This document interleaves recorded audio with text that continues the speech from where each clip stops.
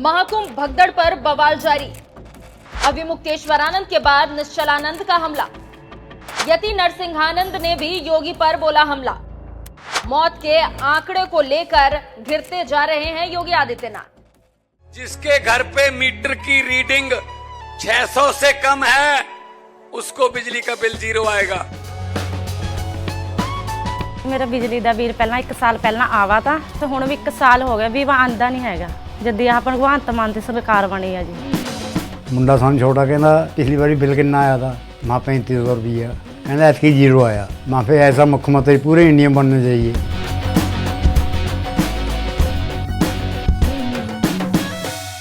नमस्कार, news express देख रहे हैं आप। आपके साथ मैं हूं खुशबू राय। महाकुंभ मेले में हुई भगदड़ के बाद कई लोग अभी भी लापता है। किसी की मां नहीं मिल रही तो किसी के पिता नहीं मिल रहे हैं तो किसी की बहन खो गई है। सोशल मीडिया पर लोगों के रोते बिलखते फोटोज वायरल हो रहे हैं और पूरा सोशल मीडिया इससे पटा हुआ है। लेकिन योगी सरकार सत्ता के मद में इतनी चूर है कि एक आंकड़ा बताकर सारी जिम्मेदारी से मुक्ति पा ली है।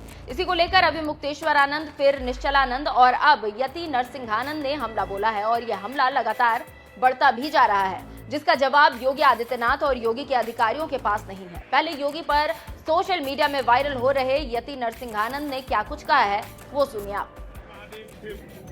और जगत जननी मां जगदम्बा के चरणों में नमन करते हुए मैं श्री पंचदशनाम जूना अखाड़े का महामंडलेश्वर यति नरसिंहानंद गिरी, मैं श्री पंचदशनाम जूना अखाड़े की धर्म ध्वजा के सामने से आज हम लोग कुंभ के बाद जा रहे हैं अपने मंदिर, यहां से वापस जा रहे हैं। जाते हुए एक निवेदन केवल योगी आदित्यनाथ जी महाराज के चरणों में करना चाहते हैं।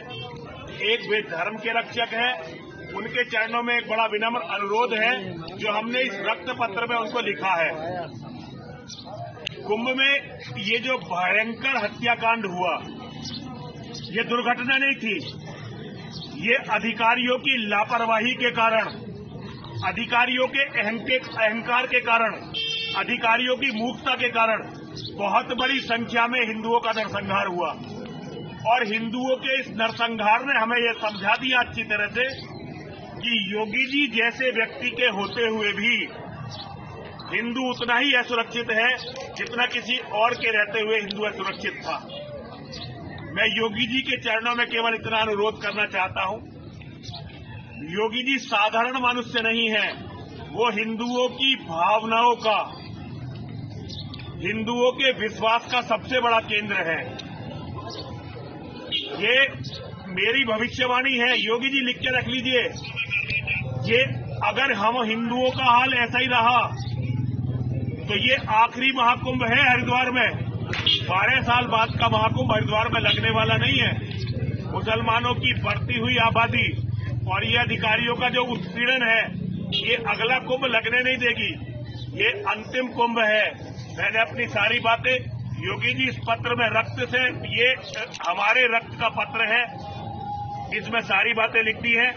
मुझे नहीं पता आप तक ये पत्र पहुंचेगा या नहीं पहुंचेगा, आप इस पत्र को पढ़ेंगे या नहीं पढ़ेंगे, लेकिन इतिहास याद रखेगा कि एक सन्यासी ने अपने नेता से, आप नेता हैं हमारे, एक सन्यासी ने अपने नेता से कुंभ में कुछ कहा था, आप अगर मेरी बात मान लेंगे तो विजेता बनेंगे और मेरी बात नहीं मानेंगे तो विनाश के जिम्मेदार बनेंगे। मर्जी आपकी है। हर हर महादेव, हर हर महादेव, हर हर महादेव। तो सुन लिया आपने क्या कह रहे हैं यति नरसिंहानंद जी, और इसी बयान से योगी आदित्यनाथ के पसीने छूट गए हैं। यति नरसिंहानंद ने योगी को एक चिट्ठी लिखी है और अपने पत्र में लिखा है कि राज्य सरकार की बंदूक लाइसेंस नीति खराब है। आपकी सरकार की लाइसेंस नीति खराब तत्वों को उनके उद्देश्यों को हासिल करने में मदद कर रही है, जबकि पिछली सरकारों ने अपने कार्यकर्ताओं और मतदाताओं को मुफ्त में बंदूक के लाइसेंस दिए थे। आपके कार्यकाल के पिछले 7.5 सालों में हिंदुओं जिन्होंने आपको भारी जनादेश दिया उनको मुश्किलों से कोई आग्नेयास्त्र लाइसेंस मिला है। इससे आप समझ सकते हैं कि कैसे महाकुंभ भगदड़ के साथ ही कई और मुद्दों पर योगी आदित्यनाथ पर निशाना साधा जा रहा है। महाकुंभ भगदड़ पर साधु संत हमला कर रहे हैं। इसके साथ ही साथ विपक्ष भी सबूतों के साथ तीखा हमला कर रहे हैं, जिससे योगी आदित्यनाथ काफी परेशानी में पड़ गए हैं। लोकसभा में अखिलेश यादव ने कुंभ भगदड़ को लेकर बीजेपी को घेरा और योगी आदित्यनाथ की धज्जियां उड़ा दी। योगी का एक बयान अखिलेश यादव ने पोस्ट किया और क्या कुछ कहा, सुनिए। हम लोग ये मान के चलते हैं कि प्रयागराज के इस 45 दिन के आयोजन में 13 जनवरी से 26 फरवरी तक आयोजन होगा महाकुंभ का, इस पूरे आयोजन में 40 करोड़ श्रद्धालु आएंगे, लेकिन तैयारी हमारी होगी 100 करोड़ श्रद्धालुओं की व्यवस्था की जाएगी। हम लोग ये मान चल के चलते हैं कि 29 जनवरी को मौनी अमावस्या के दिन जो मुख्य मुहूर्त होगा, उस दिन वहां पर प्रयागराज में मेरा यह मानना है कि 6 करोड़ श्रद्धालु एक दिन में स्नान करेंगे, लेकिन तैयारी हम करेंगे 10 करोड़ की, पूरी तैयारी रहेगी। तो सुन लिया आपने अखिलेश यादव ने क्या पोस्ट किया है और इसका जवाब किसी के पास नहीं है। और इससे पता चलता है कि कैसे अपनी राजनीति चमकाने के लिए बीजेपी और योगी ने धर्म का इस्तेमाल किया और फिर कैसे फंसते चले गए। इसके साथ ही साथ अखिलेश यादव का एक और तर्कपूर्ण और तथ्यपरक बयान वायरल हो रहा है। आप सुनिए, इस बयान से तो योगी और बीजेपी को साफ सूंघ गया है।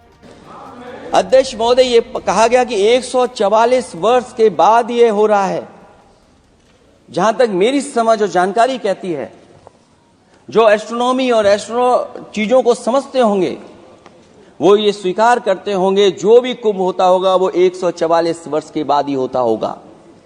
लेकिन ये कहा गया कि नक्षत्र ऐसे हैं, तो मैं अध्यक्ष महोदय सरकार से कहना चाहता हूं कि सतयुग से लेकर के कलयुग तक ये सनातन परंपरा रही है कि संत महात्मा साधु समाज मुहूर्त के हिसाब से शाही स्नान करते हैं, उसमें नक्षत्रों के हिसाब से जो सहयोग बनता है वही शाही स्नान का मुहूर्त होता है।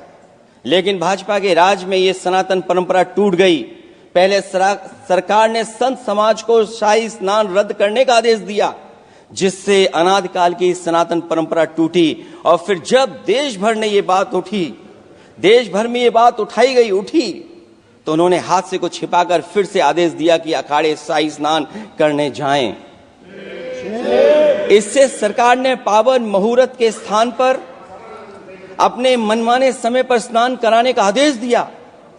बात उस दिन या तिथि की नहीं होती है, बल्कि निश्चित मुहूर्त काल की होती है।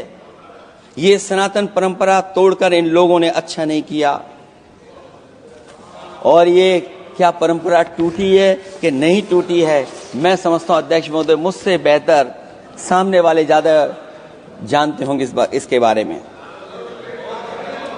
और जो लोग अध्यक्ष महोदय जो हम लोगों ने देखा वहां पर लोग पुण्य कमाने आए थे और अपनों के शव लेकर के गए हैं।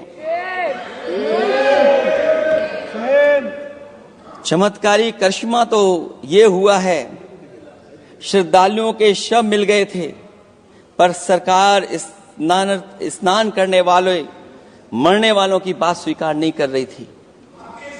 और इससे ऊपर ये बात जो वहां पर और हुई, अध्यक्ष महोदय जब ये जानकारी हो गई कि कुछ लोगों की जान चली गई, लाशें हैं जो मोर्चरी में पड़ी हैं, अस्पताल में पड़ी हैं, उसके बाद सोचिए सरकार क्या कर रही है।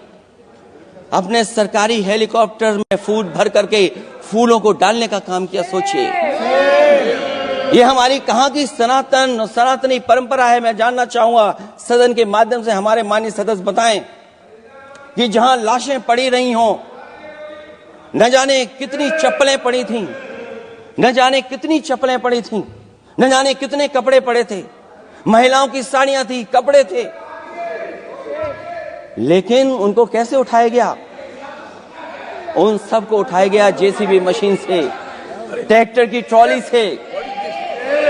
उनसे उठा करके कहां फेंका कोई नहीं जानता, लेकिन जब उनको लगा कि वहां से बदबू आ रही है तो यही सरकार के लोग छिपाने लगे हैं।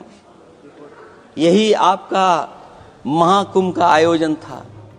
इससे समझा जा सकता है कि योगी कुंभ भगदड़ और आंकड़े में फंस गए हैं और कोई चारा नहीं है कि वो कैसे निकलेंगे। इसके साथ ही साथ देखना होगा कि योगी अपना कलंक कैसे मिटाएंगे और राजनीति में आगे कैसे बढ़ेंगे। लेकिन फिलहाल तो साधु संत, विपक्ष और अखिलेश ने बीजेपी और योगी को करारा जवाब दिया है। देखना होगा कि आगे क्या कुछ होता है।